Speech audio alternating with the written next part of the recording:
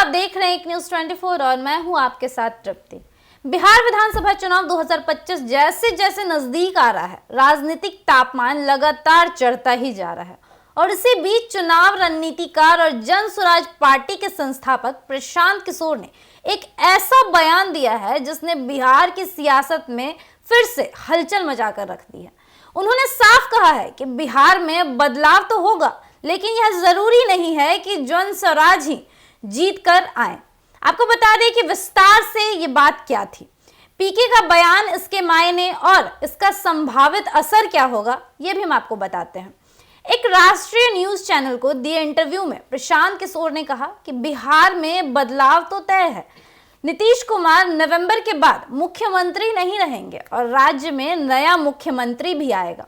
यह बयान सिर्फ जन भावना नहीं बल्कि राजनीतिक भविष्यवाणी जैसा है। पीके ने फिर कहा कि 60% से ज्यादा बिहार की जनता बदलाव चाहती है और इस जनादेश को अब कोई भी टाल नहीं सकता है। उसके बाद जब पत्रकार ने उनसे पूछा कि क्या आपकी पार्टी यानी जन स्वराज चुनाव जीतने वाली है, तो पीके ने उस पर जवाब दिया कि बदलाव का मतलब यह नहीं है कि जन स्वराज ही आएगा, इसकी गारंटी नहीं है। यह बात आने वाले 4-5 महीनों में साफ होगी। यह बयान उनकी राजनीतिक ईमानदारी को भी दर्शाता है कि वो बदलाव के पक्ष में है, लेकिन यह नहीं मानते हैं कि सत्ता सिर्फ उन्हें ही मिलेगी।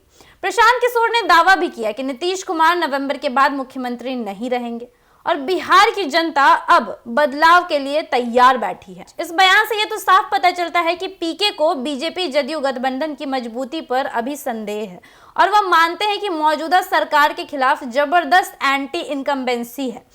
पीके ने 2020 के चुनाव का उदाहरण देते हुए कहा कि जब जनता परेशान होती है तो जातिगत समीकरण भी काम नहीं आते हैं। यही 2020 में हुआ जब एनडीए को सिर्फ 125 सीटें ही मिली थी।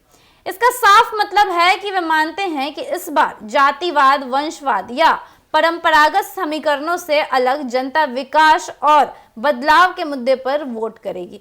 आपको बता दें कि प्रशांत किशोर इन दिनों बिहार बदलाव यात्रा के जरिए सभी 2043 विधानसभा क्षेत्रों में घूमकर जनसंवाद कर रहे हैं।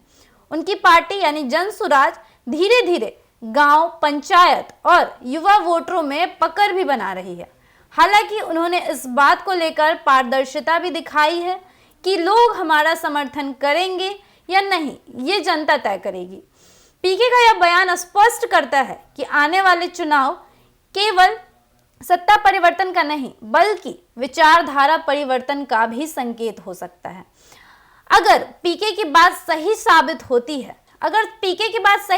होती है तो बिहार में सत्ता परिवर्तन और नया मुख्यमंत्री तो तय है, लेकिन कौन होगा नया सीएम?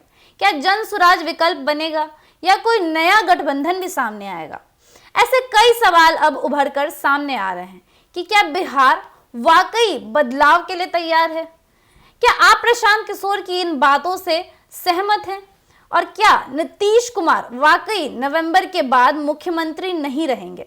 सरकार आपसे है और तय जनता ही करेंगी। तो अपनी प्रतिक्रिया कमेंट सेक्शन में जरूर दें और ऐसी ही खबरों के लिए जुड़े रहिए न्यूज़ 24 के साथ। धन्यवाद।